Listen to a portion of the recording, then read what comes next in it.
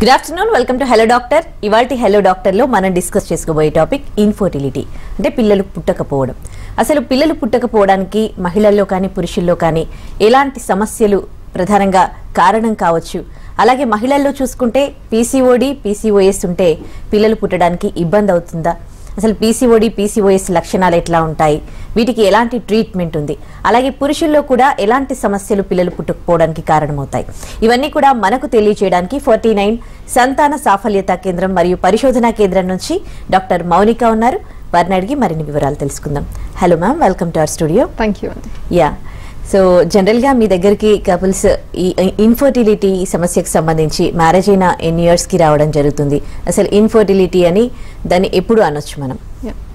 So couples approach అయ్యేటప్పుడు different time frames అండి. కొంతమంది 2-3 ఇయర్స్కి ఒకసారి వస్తారు, కొంతమంది చాలా యాంగ్షియస్గా ఉంటారు ఫర్ డిఫరెంట్ రీజన్స్. సో వాళ్ళు sometimes even with in 1 year వస్తారు. బట్ యాప్ట్గా ఎప్పుడు రమ్మంటామంటే రెగ్యులర్గా లేడీకి సైకిల్స్ ఉంటూ అండ్ హస్బెండ్కి నార్మల్ కౌంట్స్ ఉండి అట్లీస్ట్ 2 times in a week sexual ఇంటర్కోర్స్లో హస్బెండ్ అండ్ వైఫ్ పార్టిసిపేట్ చేస్తూ అలా ఉండి కూడా ఈవెన్ ఆఫ్టర్ 1 year వాళ్ళకి ప్రెగ్నెన్సీ రాలేదంటే రమ్మంటాము. అండ్ అబవ్ 35 years లేడీ వయసు ఉంటే మాత్రము 6 months తర్వాతనే వచ్చి కన్సల్ట్ అవ్వమని అడ్వైస్ చేస్తాం వాళ్ళకి. ఓకే, సో ఎప్పటిలోపు అంటే పిల్లలు నార్మల్గా కాకపోతే దాన్ని ఇన్ఫర్టిలిటీ అని మనం అనొచ్చు? యా, సో ఇన్ఫర్టిలిటీ డెఫినేషనే అదండి. అంటే 1 year వరకు కూడా అన్ప్రొటెక్టెడ్ ఇంటర్కోర్స్ అంటాం. అంటే ఎటువంటి కాండమ్స్ కానీ లేదా టాబ్లెట్స్ కానీ ఇలా ప్రెగ్నెన్సీ రాకుండా చేస్తాయి కదా, ఎటువంటి మెజర్స్ తీసుకోకుండా 1 year వరకు రెగ్యులర్ ఇంటర్కోర్స్తో ఎవ్రీ మంత్ ట్రై చేసి కూడా ప్రెగ్నెన్సీ రాలేదంటే దీన్ని మనం ఇన్ఫర్టిలిటీ అంటాం.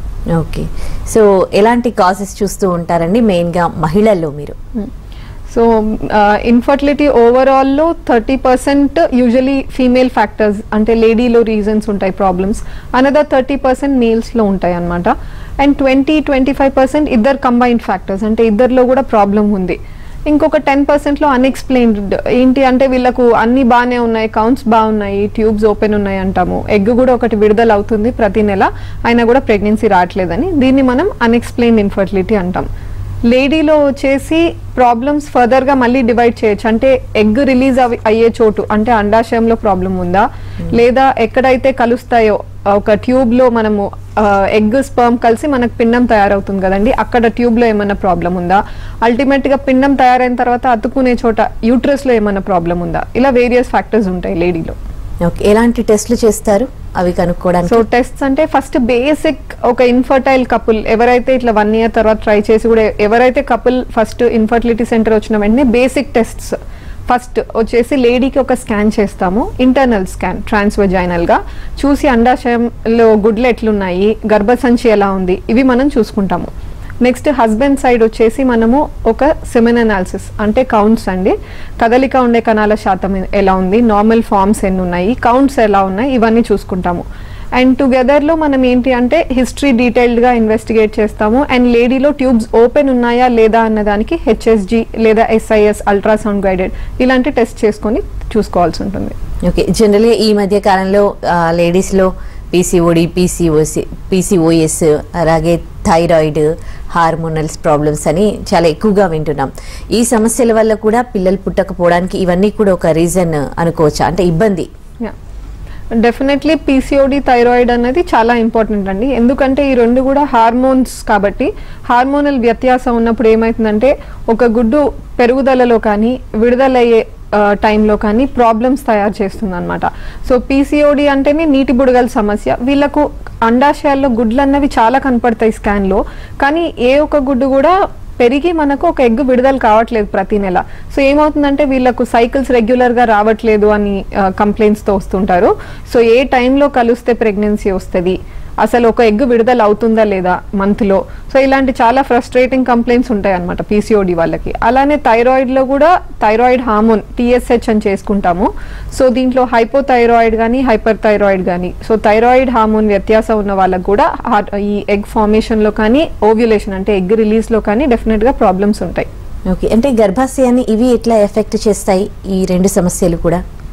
గర్భసంచిలో మనకు వీటి వల్ల డైరెక్ట్ ఎఫెక్ట్ ఉండదండి, కానీ పీసీఓడి ఉన్న వాళ్ళకి ఏమవుతుందంటే ఈ హార్మోన్ ప్రాబ్లమ్స్ వల్ల లైనింగ్ అనేది బాగా థిక్గా తయారైపోతుందంటే, ఎందుకంటే 1 month ఎండ్కి ఎవ్రీ 28-30 days వీళ్ళకి పీరియడ్ రావట్లేదు కాబట్టి కంటిన్యూస్గా లైనింగ్ ఫామ్ అవుతూనే ఉంటుంది, లావుగా అవుతూనే ఉంటుంది. అండ్ 2-3 monthsకి ఏమవుతుందంటే ఇంకా గర్భసంచి కూడా సపోర్ట్ చేయలేక వాళ్ళకి బ్రేక్ త్రూ బ్లీడింగ్ లాగా వచ్చేస్తుంది. సో అప్పుడు బాగా హెవీగా బ్లీడింగ్ అవ్వడము, కొంతమంది ఎంత హెవీగా అవుతుందంటే అనీమిక్ కూడా అయ్యే ఛాన్సెస్ ఉంటాయి. హిమోగ్లోబిన్ బాగా పడిపోయి ఐరన్ టాబ్లెట్స్ ఇవ్వాల్సిన అవసరం రావడం, బాగా ఆయాసం రావడం వాళ్ళకు, every time there in fatigue complaints, అట్లా చాలా ప్రాబ్లమ్స్ ఉంటాయి వాళ్ళకు. ఓకే, ఇప్పుడు మీ దగ్గరకు వచ్చారు పిల్లలు కావట్లేదని, వాళ్ళకి పీసీఓడి ఒకటి ఉందని తెలిసింది. ఆ తర్వాత అంటే మరి పీసీఓడి అంటే ఇది పర్మనెంట్గా దీనికి క్యూర్ అనేది లేదు. సో అలాంటి పరిస్థితుల్లో వాళ్ళకి పిల్లలు పుట్టడం అనేది ఎంత కష్టం? సో పీసీఓడికి అబ్సల్యూట్గా పిల్లలు న్యాచురల్గా ప్రెగ్నెన్సీ రాదు అని అయితే చెప్పలేం. చాలా మందికి న్యాచురల్గా ప్రెగ్నెంట్ అయిన వాళ్ళకు కూడా ఈ పీసీఓడి సమస్య ఉంటుంది. ఇట్లా ఇర్రెగ్యులర్ సైకిల్స్ ఉన్న ప్రతి ఒక్కరు ఏమి ట్రీట్మెంట్ తీసుకుంటేనే ప్రెగ్నెంట్ అవ్వరు, బట్ ఫ్యూ హ్యావ్ ప్రాబ్లమ్స్. అప్పుడు వచ్చి కన్సల్ట్ అయినప్పుడు ఏం చేస్తామంటే ఫస్ట్ లైఫ్ స్టైల్ ఆల్టరేషన్ చెప్తాం. అంటే కొంచెం వెయిట్ తగ్గించుకోమని కానీ, ఎక్సర్సైజెస్ రొటీన్ని ఇంక్లూడ్ చేయడం, రోజు ఏదో ఒకటి అట్లీస్ట్ 15-20 minutes ఎక్సర్సైజెస్ చేయడం కానీ, డైట్లో కొంచెము బయట హై ఆయిలీ ఫుడ్ కానీ, ఈ సమోసాస్, ఫాస్ట్ ఫుడ్స్ ఇవన్నీ కూడా కొంచెం అవాయిడ్ చేయమని చెప్తాము. అండ్ హెల్తీగా యాంటీ ఆక్సిడెంట్స్ ఏవైతే రిచ్ ఉన్నాయో, ఫ్రూట్స్ కానీ, నట్స్ కానీ, స్ప్రౌట్స్ కానీ, ఇలాంటి ఫుడ్స్ యాడ్ చేసుకోవాల్సి ఉంటుంది వాళ్ళ డైట్లో. ఓకే, సో పీసీఓడి అంటే వాళ్ళకు ఆ సిమ్టమ్స్ ని బట్టి ఐడెంటిఫై చేయడానికి తెలుస్తుందా? ఎట్లా ఉంటాయి పీసీఓడి సిమ్టమ్స్? సో పీసీఓడిలో క్రైటీరియా ఉంటుందండి. ఒకటి వచ్చేసి మనకు స్కాన్ లో కనపడడం, నీటి బుడగలు, ఇట్లా ఓవరీస్ బాగా బల్కీగా ఉన్నాయి, అండాశయాలు చాలా గుడ్లు కనపడుతున్నాయి అనడం. సో అది ఒకటి. సెకండ్ క్రైటీరియా వచ్చేసి సైకిల్స్ రెగ్యులర్ గా రావట్లేదు అని చెప్పడము. అండ్ థర్డ్ వన్ వచ్చేసి మేల్ హార్మోన్స్ హైగా ఉన్నాయి అనడం వాళ్ళు, అంటే బాగా యాక్నే ప్రాబ్లమ్స్ కానీ, హెయిర్ ఎక్కువ ఫేస్ మీద రావడం కానీ. సో ఈ 3 క్రైటీరియాలో ఏ 2 ఉన్నా కూడా వాళ్ళకి పీసీఓడి డయాగ్నోసిస్ అవుతుంది. ఓకే, సో అందరికీ సేమ్ సిమ్టమ్స్ కనిపిస్తాయా, లేకపోతే కొంతమంది కొంతమంది కనిపించకుండా కూడా ఉండే ఛాన్సెస్ ఉంటాయా? సో నేను చెప్పిన 3 క్రైటీరియాలో కాంబినేషన్స్ ఉంటాయి అన్నమాట. సో ప్రతి ఒక్కరికి అల్ట్రాసౌండ్ లో ఓవరీస్ అన్నవి పాలిసిస్టిక్ పిక్చర్ ఉండాల్సిన అవసరం లేదు. కొంతమందికి జస్ట్ గా సైకిల్స్ ఇర్రెగ్యులర్ గా వస్తూ ఎక్కువ హెయిర్ ఉండడం, ఈ ప్రాబ్లం ఉండొచ్చు. లేదా కొంతమందికి జస్ట్ సైకిల్స్ రెగ్యులర్ గా ఇర్రెగ్యులర్ ఉన్నాయి అండ్ మేల్ హార్మోన్స్ హై ఉన్నాయి. లేదా కొంతమందికి జస్ట్ అల్ట్రాసౌండ్ లో మనకు పాలిసిస్టిక్ ఓవరీస్ ఉన్నాయి. సో డిఫరెంట్ ఫినోటైప్స్ ఉంటాయి. ఈ 3లో కాంబినేషన్స్ లో ఎలాగైనా కూడా ప్రెజెంట్ అవ్వచ్చు. హలో డాక్టర్, కాలర్స్ లైన్ లో ఉన్నారండి, కాల్ తీసుకుందాం. అనకాపల్లి నుంచి పరమేష్ గారు లైన్ లో ఉన్నారు. పరమేష్ గారు మాట్లాడండి డాక్టర్ గారితో. హలో, చెప్పండి. మేడం గారు, మాకు పెళ్ళి 5 years అయిందండి. ఓకే అండి. అది పిల్లలు మరి తలంతా ఏంటంటే లూజ్ గర్భం అని బేబీ బయటకు వచ్చేస్తుందన్నమాట. ఓకే అండి. సర్విక్స్ చిన్నగా ఉందన్నారా? గర్భసంచి మూతి పెద్దగా అంటే ఇంత ముందు 4వ నెలలో బేబీ అన్నప్పుడు బయటకు వస్తుంది మేడం. ఎన్నో నెలలో అండి? 4వ నెలలో. ఓకే. మళ్ళీ దాన్ని అపార్థం చేశారు. మళ్ళీ ఇంకా ఇప్పుడు మళ్ళీ 1 year అయింది కానీ ఇంకా మళ్ళీ కలగలేదన్నమాట. ఓకే ఓకే అండి. సో ఇది ఫస్ట్ ప్రెగ్నెన్సీ. నాకు అర్థమైంది ఏంటి అంటే గర్భసంచి మూతి సర్విక్స్ అంటామండి. ఈ సర్విక్స్ లెంత్ ఏదైతే ఉందో మనము మెజర్ చేసినప్పుడు అట్లీస్ట్ 2.5 centimeters ఉండాలి. సో 2.5 centimeters కంటే కూడా చిన్నగా ఉన్నప్పుడు దాన్ని మనం ఇన్కాంపిటెంట్ సర్విక్స్ అంటామండి. సో ఏమవుతుందంటే గర్భసంచి మూతి ఉంటుంది కదండి, సో బేబీ బాగా బరువు అయినప్పుడు, అంటే ఆల్మోస్ట్ 4th 5th month వచ్చినప్పుడు ఏమవుతుందంటే ఆ వెయిట్ పడినప్పుడు కింద సర్విక్స్ గర్భసంచి మూతి ఓపెన్ అయిపోయి పెయిన్లెస్ గా, అంటే పెయిన్ ఏం కంప్లైంట్ చేయరు లేడీ, కానీ ఆటోమేటిక్గా కింద నుంచి డెలివరీ లాగా నార్మల్ గా వచ్చేస్తుంది అనమాట. సో నెక్స్ట్ ప్రెగ్నెన్సీలో మనం తీసుకోవాల్సిన జాగ్రత్త ఏంటి అంటే కొంచెం 3rd month వచ్చేసరికి బేబీ ఎన్టీ స్కాన్ ద్వారా బాగుంది, ఏం ప్రాబ్లమ్స్ లేదు అని చూసుకున్న వెంటనే గర్భసంచికి సర్వైకల్ ఎన్సర్క్లాజ్ అని ఒక కుట్టు వేస్తారు గర్భసంచి మూతికి. సో అది సెక్యూర్ గా ఉంచుతుంది అనమాట బేబీని అట్లీస్ట్ డెలివరీ వరకు. బాగా మెచ్యూర్ అయి 39 weeks ఎప్పుడైతే 9th month ఎంటర్ అయిపోతారో, సో ఆ 9th month ఎంటర్ అయిన తర్వాత ఆ గర్భసంచి కుట్టు తీయించేసుకుంటే అప్పుడు న్యాచురల్ గా నార్మల్ డెలివరీ ద్వారా హెల్తీ బేబీ పుడుతుందండి. అండ్ 1 year వరకు ట్రై చేశారంటే ఇంకా రాలేదు అన్నారు కాబట్టి కావాలి అంటే అట్లీస్ట్ వెళ్ళి కొంచెం స్కాన్లో ఓవరీస్ ఎగ్స్ ఎలా ఉన్నాయి, ట్యూబ్స్ ఏమైంది, ఇవన్నీ కొంచెం ఇన్వెస్టిగేట్ చేసుకోండి. మీ కౌంట్స్ కూడా అంతా బాగానే ఉంది అంటే మీరు న్యాచురల్గా కానీ లేదా బేసిక్ టాబ్లెట్స్తో అనదర్ 2 to 3 months మీరు ట్రై చేయొచ్చు. కానీ ప్రెగ్నెన్సీ వస్తే మాత్రం ఈ ప్రొసీజర్ని అరౌండ్ 3rd monthలో చేయించుకోవాలండి, 14-16 weeks దగ్గర. ఓకే, జనరల్గా ఇప్పుడు ఇందాక మనము కాంప్లికేషన్స్ మాట్లాడుకున్నాం. అది కంప్లైంట్స్ పీసీఓడి కానీ పీసీఓఎస్ కానీ థైరాయిడ్ కానీ ఉందనుకోండి. సో వీటిని బ్యాలెన్స్ చేస్తూ వాళ్ళకి ఎలాంటి ట్రీట్మెంట్ ఇస్తారు పిల్లలు పుట్టడానికి? సో పేషెంట్ సైడ్ నుంచి కాంట్రిబ్యూషన్ ఏంటంటే మనం మాట్లాడినట్టు ఎక్సర్సైజెస్, డైట్ ద్వారా. అండ్ డాక్టర్ సైడ్ నుంచి ఏం చేస్తామంటే అండి, సర్టన్ టాబ్లెట్స్ ఉన్నాయి పాలిసిస్టిక్ ఓవరీ డిసీజ్కి, ఎవ్రీడే 1 tablet అట్లా 1 to 2 months వాడమని చెప్తాము. అండ్ టాకింగ్ అబౌట్ ఫర్టిలిటీ అంటే ఒక ఎగ్ పెరగడానికి మనం బయట నుంచి టాబ్లెట్స్ ఇస్తాము. కొన్ని టాబ్లెట్స్ ఉన్నాయండి, లెట్రిజాల్ కానీ క్లోమిఫెన్ సిట్రేట్ కానీ, ఇలాంటి టాబ్లెట్స్ ట్రై చేయొచ్చు 1 or 2 cycles. దీంతో రెస్పాండ్ అవ్వట్లేదు అనుకుంటే దీనికి గొనాడోట్రోపిన్స్ ఇంజెక్షన్స్ కూడా యాడ్ చేసి చూడొచ్చు. యూజువలీ 80 to 90% కేసెస్లో రెస్పాండ్ అవుతాయి. బట్ వెరీ రేర్లీ 5 to 10% కేసెస్లో ఇన్ని టాబ్లెట్స్ ఇంజెక్షన్స్ పెట్టినప్పుడు కూడా రెస్పాండ్ కాని వాళ్ళు అప్పుడు దాన్ని రెసిస్టెంట్ పీసీఓడి అంటామండి. వాళ్ళలో they might need IVF test tube baby పద్ధతిలో వేర్ డైలీ ఇంజెక్షన్స్ ఇస్తాం కాబట్టి చాలా లైక్లీహుడ్ రెస్పాండ్ అవుతారు అని చెప్పేసి. ఓకే, సో మేల్లో కూడా మనము కాజెస్ ఏంటో తెలుసుకున్నాం కదా. సో కౌంట్ పెరగడానికి కానీ వాళ్ళకి ఎట్లాంటి ట్రీట్మెంట్ ఉంది, ఎలాంటి టెస్ట్లు చేస్తారు వాళ్ళకి? యా, బేసిక్ ఎప్పుడు కూడా సెమెన్ అనాలిసిస్, కానీ కొంచెం డీప్గా వెళ్ళాలి అంటే బికాస్ సెమెన్ అనాలిసిస్ అన్నది ఓన్లీ 30% కాంపిటెన్సీ చూపిస్తుంది. ఎలా అయితే మనం లేడీలో ఎగ్ క్వాలిటీని మనం చూడలేము, ట్యూబ్ ఓపెన్ ఉంది అని చూసుకుంటాం కానీ ఫంక్షన్ తెలీదు, లోపల లైనింగ్ ఎలా ఉంది తెలీదు. సో అలానే ద మ్యాన్లో కూడా, హస్బెండ్లో కూడా ఏమవుతుందంటే సెమెన్ అనాలిసిస్లో కౌంట్స్ మొటిలిటీ బాగుంటాయి కానీ దాని లోపల జెనెటిక్ మెటీరియల్ ఎలా ఉంది, స్పర్మ్ క్వాలిటీ ఎలా ఉంది, డిఎన్ఏ ఉంటుందండి, దాన్ని డిఎన్ఏ ఫ్రాగ్మెంటేషన్ ఇండెక్స్ అని ఒకటి ఉంటుంది. సో దీనికి కూడా ఒక టెస్ట్ ఉంటుంది, స్పర్మ్ డిఎఫ్ఐ అని. ఈ డిఎఫ్ఐ టెస్ట్ చేసుకొని అది వేరే వేరే క్రైటీరియా ఉంటాయి డిఫరెంట్ మెథడ్స్కి, దానికి ఒక సెట్ వాల్యూ ఉంటుంది, దానికంటే హై రాకూడదు అనమాట. సో అట్లా చాలా డీటెయిల్ టెస్ట్ ఉంటాయి. బట్ బేసిక్ కౌంట్స్ లోనే లేదా కదలిక ఉండడంలోనే మైనర్ వేరియేషన్స్ ఉంటే కొన్ని టాబ్లెట్స్ తో సరి చేసుకోవచ్చు.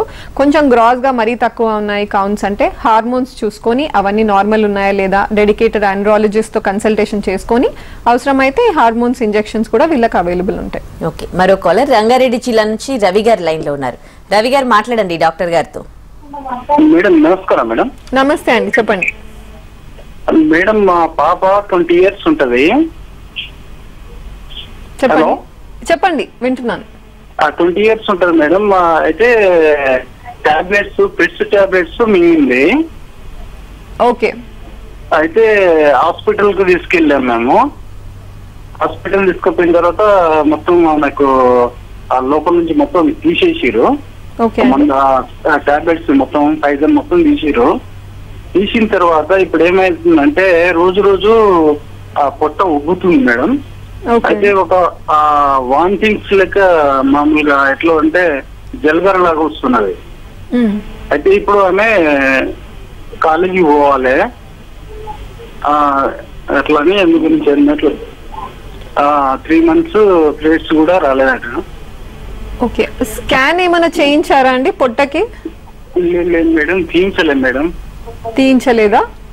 తీయించలేదు. అయితే ఆమె చూసుకుంటుంది, ఇట్లా టేప్ పెట్టి ఇట్లా చూసుకుంటుంది. ఓకే, మ్యారేజ్ అయిందా అండి తనకి? లేదు కాలేదు మేడం. ఓకే ఓకే అండి. సో ఈ టాబ్లెట్స్ మింగిన దానికి ట్రీట్మెంట్ అది వామిటింగ్స్ అంటే గ్యాస్ట్రిక్ లవాజ్ అంటామండి, అది చేశారు, that's okay. So long term లో దాని వల్ల ఇది అవుతుందని అయితే నేను చెప్పలేను ఎగ్జాక్ట్ గా. పొట్ట ఉబ్బుతుంది అన్న దానికి చాలా రీజన్స్ ఉంటాయండి. ఏమన్నా పొట్టలో నీరు చేరుకుందా, లివర్ బాగానే పనిచేస్తుందా, కిడ్నీలో ఏమన్నా ప్రాబ్లం ఉందా, మూత్ర సంచి, ఇవన్నీ కూడా మనం చూసుకోవాలి. కాబట్టి ఒకసారి అల్ట్రాసౌండ్ అబ్డామిన్ అండ్ పెల్విస్ అని ఉంటుందండి, అంటే పొట్టది కింద పొట్టది రెండు కూడా స్కాన్స్ ఒకసారి తీయించండి. ఫిజిషియన్ ఒకసారి చూపించండి తనని, అండ్ డయాగ్నోసిస్ ప్రాపర్గా చేయించుకొని ట్రీట్మెంట్ తీసుకోండి. ఓకే, ఈ ఐవీఎఫ్ గురించి మీరు ఇందాక అన్నారు కదా, అసలు ఈ ఐవీఎఫ్ ప్రొసీజర్ ఏంటి, ఎవరికి ఇది చేయాల్సి వస్తుంది, ఏ సిచ్యువేషన్లో ఐవీఎఫ్ చేస్తారు? ఐవీఎఫ్కి కొన్ని అబ్సల్యూట్ ఇండికేషన్స్ ఉంటాయండి. లైక్ మనకు తెలుసు ఫస్ట్ ఐవీఎఫ్ ద్వారా బార్న్ వచ్చేసి లూయి బ్రౌన్. తన మదర్ కి ఏం ప్రాబ్లం ఉండే అంటే 2 సైడ్ ట్యూబ్స్ కూడా బ్లాక్ ఉన్నాయి. సో ఆ టైంలో అంత ట్రీట్మెంట్స్ లేవు కాబట్టి దట్ వాజ్ ఆల్మోస్ట్ లైక్ అసలు ఇంకా తనకు పిల్లలు పుట్టే అవకాశమే లేదు అన్న టైంలో ఐవీఎఫ్ ద్వారా లూయి బ్రౌన్ పుట్టిందనమాట. సో 2 సైడ్స్ ట్యూబ్స్ బ్లాక్ ఉన్నాయి అనుకోండి, ఎగ్ కణం కలిసే పాసిబిలిటీనే లేదు కాబట్టి వీళ్ళకి అబ్సల్యూట్ గా ఐవీఎఫ్ వెళ్లాల్సి ఉంటుంది. ఇంకొన్ని కపుల్స్ లో ఏమవుతుందంటే హస్బెండ్ లో సెమెన్ అనాలిసిస్ చేసినప్పుడు కౌంట్స్ అబ్సల్యూట్ గా లేవు, నిల్ అంటే అజోస్పర్మియా అంటాము, అలా వచ్చినప్పుడు కూడా it's an absolute indication IVF కి. కానీ వేరే ఇండికేషన్స్ ఉంటాయి. ఏంటి అంటే అన్ఎక్స్ప్లెయిన్ ఇన్ఫర్టిలిటీలో ఆల్రెడీ 4 to 6 సైకిల్స్ న్యాచురల్ గా ట్రై చేశారు, 3 to 4 సైకిల్స్ ఐయుఐ కూడా అయ్యాయి, ఆ తర్వాత కూడా సక్సెస్ రాలేదు, అటువంటి కపుల్స్ కూడా ఐవీఎఫ్ వెళ్తారు. ఓకే, ఐయుఐ కూడా చేస్తారు కదండి, ఈ ఐయుఐ ఎవరికి అవసరం? సో ఇంట్రాయూట్రైన్ ఇన్సెమినేషన్ మెయిన్ గా మైల్డ్ మేల్ ఫ్యాక్టర్ ఇన్ఫర్టిలిటీ ఉన్న వాళ్ళకి చేస్తాం. సో మైల్డ్ మేల్ ఫ్యాక్టర్ అంటే అబ్సల్యూట్ కౌంట్స్ నార్మల్గా ఉండేది ఏంటి అంటే మేము క్రైటీరియా తీసుకునేది 15 million per ml ఉండాలి, more than above 15, and volume sample వచ్చేసి మోర్ దెన్ 1.5 ఉండాలి. కదలిక ఉండే కణాల శాతం అంటే ప్రోగ్రెసివ్ మొటిలిటీ అంటాం, అబవ్ 32% ఉండాలి. Normal forms above 4%.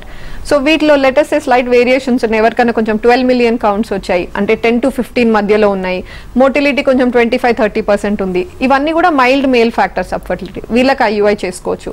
ఇంకొంతమంది ఏంటి అంటే ఒక సైడ్ ట్యూబ్ బ్లాక్ ఉంది, ఒక సైడ్ ట్యూబే ఓపెన్ ఉంది, సో వీళ్ళలో కూడా ఏ సైడ్ ట్యూబ్ అయితే ఓపెన్ ఉందో అప్పుడు ఐయుఐ చేసుకోవచ్చు. అండ్ కొంతమందికి హెచ్ఐవి హెచ్బిఎస్ఏజీ పాజిటివ్ ఉంటారు హస్బెండ్స్, ఈ ట్రాన్స్మిట్ అవుతుందా ఇన్ఫెక్షన్ లేడీకి అన్న సమస్య లేదా ఈ ప్రాబ్లమ్స్ ఉంటాయి వాళ్ళకి, అప్పుడు న్యాచురల్ గా ఇంటర్కోర్స్ ద్వారా పార్టిసిపేట్ అయినప్పుడు చాలా హై రిస్క్ ఉంటుంది of transmission HIV husband to wife.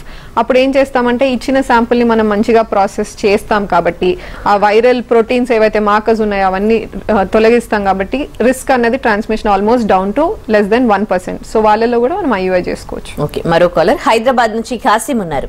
Qasim గారు మాట్లాడండి డాక్టర్ గారితో. Good afternoon madam. Good afternoon అండి. ఇది మా మిస్సెస్ కి పీసీఓడి ప్రాబ్లం అని చెప్పేసి వచ్చింది మేడం, అది చూపించుకుంటే. సో దీనికి సంబంధించిన ఏమన్నా ట్రీట్మెంట్ ఎలా అక్కడ ఇస్తారా మేడం? వయసు ఎంత అండి వైఫ్ కి? వయసు 30 అండి, 30 years. ఓకే, సో పీసీఓడికి ట్రీట్మెంట్స్ ఉన్నాయండి డెఫినెట్ గా. అంటే ఓవర్ నైట్ సైకిల్స్ ఏం రెగ్యులర్ కావండి. చాలా మంది కంప్లైంట్ చేస్తుంటారు టాబ్లెట్స్ తీసుకున్నంత వరకు బాగానే వచ్చాయి, సైకిల్స్ ఆపేసిన వెంటనే మళ్ళీ ఇదే సమస్య స్టార్ట్ అయింది అని చెప్పేసి. సో పీసీఓడికి ఓవర్ నైట్ సొల్యూషన్స్ ఉండవు, పర్మనెంట్ క్యూర్స్ అట్లా ఉండవు. మనమే హ్యాబిట్స్ ద్వారా కానీ లైఫ్ స్టైల్ ద్వారా కానీ ఆల్టర్ చేసుకుంటూ ఉండాలి.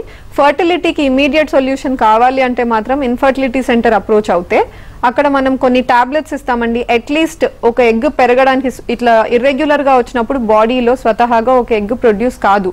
సో ప్రొడ్యూస్ అవ్వాలి అంటే అవుట్ సైడ్ బయట నుంచి మనం టాబ్లెట్స్ కానీ ఇంజెక్షన్స్ తీసుకోవాల్సి ఉంటుంది. వెరీ స్మాల్ ట్రీట్మెంట్, చాలా బేసిక్ ఓవ్యులేషన్ ఇండక్షన్ అంటాము, where we give for 5 days tablets ఇస్తామండి, 1 or 2 ఇంజెక్షన్స్ ఇస్తాము. ఫాలో అప్ లో ఒక 2-3 స్కాన్స్ చేసుకుంటాము, వేర్ వి అబ్జర్వ్ ఒక ఎగ్ పెరుగుతుందా లేదా అని. విడుదలైన టైంలో హస్బెండ్ అండ్ వైఫ్ ని న్యాచురల్ గా ట్రై చేయమంటాం. సో అట్లీస్ట్ ఒక గ్యారంటీ ఉంటుంది, ఒక అష్యూరెన్స్ ఉంటుంది, ఒక ఎగ్ రిలీజ్ అయింది, ఛాన్స్ ఉంది ప్రెగ్నెన్సీకి అనేసి ఆ సైకిల్లో. ఓకే, సో ఇందాక ఐవీఎఫ్ ప్రాసెస్ చెప్పారు కదా, సో హాస్పిటల్లో ఉండాల్సి వస్తుందా పేషెంట్? అప్పుడు ఎన్ని డేస్ ఉండాలి, ఎట్లా ఉంటుంది ట్రీట్మెంట్ అనేది, ఎలాంటి ఫాలో అప్ లో ఉండాలి డెలివరీ అయ్యేంత వరకు కూడా? సో ఐవీఎఫ్ కి ఎక్కడ కూడా మనకు admission to the hospital is not needed. Over night ఎక్కడ కూడా అవసరం ఉండదండి. మార్నింగ్ ఒక 10 to 11 days or 9 to 10 days daily injections ఉంటాయి. అవి కూడా ఎటువంటివి అంటే ఇన్సులిన్ ఇంజెక్షన్స్ ఉంటాయి కదండి, చిన్న సూదివి నడుము పొట్టకేస్తాం, నడుముకు వేసే పెద్ద ఇంజెక్షన్స్ కాదు. సో ఒక 10 days అలా నడుస్తాయి ఇంజెక్షన్స్. పికప్ అయ్యే రోజు కూడా procedure will only take 5 to 10 minutes under anaesthesia చేస్తాము. అయిన తర్వాత హార్డ్లీ 1-2 hours తర్వాత డిశ్చార్జ్ అయ్యి లేడీ ఇంటికి కూడా వెళ్ళిపోవచ్చు the very same day. And then ఆ తర్వాత నెక్స్ట్ మంత్ లో మనం ట్రాన్స్ఫర్ చేసుకోవచ్చు, like frozen transfer, fresh transfer అట్లా వేరే వేరే ఉంటాయి. సో ఎక్కడ కూడా లేడీ అడ్మిట్ అవ్వాల్సిన అవసరమే లేదు. Many fertility centres they are from morning to evening, అసలు ఓవర్ నైట్ ఫంక్షన్ కాకపోవచ్చు for the same reason. Okay, general గా వచ్చిన ప్రెగ్నెన్సీకి ఐవీఎఫ్ తో వచ్చిన ప్రెగ్నెన్సీకి అంటే ఎంతైనా డిఫరెన్స్ ఉంటుంది కాబట్టి కేర్ఫుల్ గా ఉండాల్సి వస్తుందా? అట్లా ఏం పర్టిక్యులర్ లేదండి. 15 to 20% abortion risk first 3 months లో ఏ కన్సెప్షన్ కైనా ఉంటుంది. అండ్ అపార్ట్ ఫ్రమ్ దట్ ఎక్స్ట్రాగా ఐవీఎఫ్కి అడిషనల్గా రిస్క్ ఫ్యాక్టర్స్ ఏమి ఉండవు. It will be like any other normal pregnancy. కానీ డెఫినెట్గా లేడీ అండ్ హస్బెండ్ ఇద్దరు కూడా కొంచెం మెంటలీ కొంచెం ఎక్కువ కాన్షియస్ ఉంటారు, ఎందుకంటే they went through all that agony కాబట్టి టు కన్సీవ్. ఐవీఎఫ్లో ఎక్స్ట్రా రిస్క్స్ ఏమి ఉండొచ్చు అంటే సమ్ టైమ్స్ విసే కొంచెం సబ్కొరియానిక్ హెమరేజ్, అంటే ప్లాసెంటా మాయ కింద కొంచెం బ్లీడ్ అయ్యి కొంచెం రక్తం చేరుకోవడం, but it will resolve eventually. ఇంకేంటి అంటే కొంచెము సిజేరియన్ రేట్ ఎక్కువ ఉండడము, లేదా బేబీ వెయిట్ ఈదర్ ఎక్కువ ఉండడము కొన్ని కేసెస్లో ఫ్రోజన్ ట్రాన్స్ఫర్స్లో, లేదా కొన్నిసార్లు ఏమవుతుందంటే తక్కువ ఉండడము, లిటిల్ ఐయుజిఆర్ బేబీస్. ఇంతకంటే ఎక్స్ట్రాగా మనకేముండవు, గ్రాస్గా డిఫరెన్సెస్ ఉండవు న్యాచురల్ ప్రెగ్నెన్సీస్కి ఐవీఎఫ్ ప్రెగ్నెన్సీస్కి. ఓకే, ఈ ఐయుఐ అండి? ఐయుఐలో అబ్సల్యూట్లీ నో ప్రాబ్లం అండి. It will be as good as any other pregnancy. మనకేం పెద్ద అసలు ఏం డిఫరెన్సెస్ ఉండవు. It will be the same like a natural pregnancy. Okay, test tube baby అంటారు కదా, అది ఎప్పుడు చేస్తారు? Test tube baby is nothing but IVF. In vitro fertilisation నే మామూలు కొలాకియల్ లాంగ్వేజ్ లో మనం టెస్ట్ ట్యూబ్ బేబీ అంటాము. బట్ అదే అనుకుంటారు టెస్ట్ ట్యూబ్ బేబీ అని, అట్లేం లేదు. యూ కెనాట్ సీ, అది almost 3rd day 5th day ఎంబ్రియోని మనం లోపల పెడతాము. సో ఆల్మోస్ట్ ఒక పీరియడ్ అయిపోయి నెక్స్ట్ పీరియడ్ టైంకి మనకు బ్లడ్ టెస్ట్ చేసుకుంటాం. పాజిటివ్ వచ్చిందంటే ప్రెగ్నెన్సీ ఉన్నట్టు. మధ్య మిడ్ సైకిల్లో మనం ఎంబ్రియోని ఇంట్రడ్యూస్ చేస్తాం యూట్రస్ లో. ఓకే, ఈ ఐవీఎఫ్ కానీ ఐయుఐ కానీ సక్సెస్ రేట్ ఎట్లా ఉందండి ఇవి రెండింటిలో? IUI success rate is around 15 to 20% అండి. అంటే అరౌండ్ 10 people కి ఐయుఐ చేస్తే at least 2 also they conceive. IVF కి 50 to 55% ఉంటుంది. ఓకే, ఇప్పుడు పుట్టిన బేబీస్ వాళ్ళు హెల్దీగానే ఉంటారా, లైక్ నార్మల్ ప్రెగ్నెన్సీ వచ్చిన వాళ్ళతో కంపేర్ చేస్తే? డిఫెక్ట్స్ తో పుట్టే బేబీస్ గ్రాస్ అనామలీస్ ఆ రిస్క్ జనరల్ పాపులేషన్ లో 2 to 3% ఉంటుంది. అంటే ఇట్లా ఏదో బుద్ధిమాంద్యంతో కానీ అవయవాల ప్రాబ్లమ్స్తో కానీ పుట్టే బేబీస్ రిస్క్. ఈ 2 to 3% రిస్క్ అనేది ఐవీఎఫ్కి కూడా అప్లై అవుతుంది ఏ ద్వారా ప్రెగ్నెంట్ అయినా కూడా.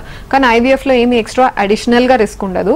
కానీ కొంచెం ఎందుకో మనం స్టడీస్ కానీ చేసినప్పుడు కానీ వీళ్ళందరినీ ఒక చోట గ్యాదర్ చేసి చూసినప్పుడు స్లైట్గా you might see a more risk. ఎందుకు అవుతుందంటే ఈ ప్రాబ్లము ఐవీఎఫ్ ఆప్ట్ చేసుకునే లేడీస్ యూజువలీ ఎల్డర్లీ లేడీస్ ఉంటారు. more because you are above 35 almost 38-40 దగ్గర ఉన్న వాళ్ళు యూజువల్లీ ఐవీఎఫ్ చేసుకుంటారు. అలా ఏజ్ రిలేటెడ్ రిస్క్ వస్తుంది. ఈ ఎందుకంటే గుడ్లు అన్నవి పుట్టినప్పటి నుంచి ఉన్నాయి కాబట్టి ఓల్డర్ లేడీస్ లో ఎక్కువ టైం పాస్ అయింది కాబట్టి చాలా అవుట్ సైడ్ ఎన్వైరన్మెంటల్ ఇన్సల్ట్స్ కానీ డైటరీ ఇన్సల్ట్స్ స్ట్రెస్ వల్ల కానీ డిఎన్ జన్యు పరంగా ప్రాబ్లమ్స్ అన్ని అక్యుములేట్ అయి ఉంటాయి. సో అటువంటి ఎగ్ స్పర్మ్ తో కలిసినప్పుడు ఏమవుతుందంటే ఒక డౌన్ సిండ్రోమ్ ఇట్లా వేరే జెనెటిక్ అబ్నార్మాలిటీస్ బేబీస్ ఉంటాయి. ఇలాంటి ఎల్డర్లీ లేడీస్ ఎక్కువ ఐవీఎఫ్ చేసుకుంటారు కాబట్టి maybe it's a false representation of a more risk of anomalies.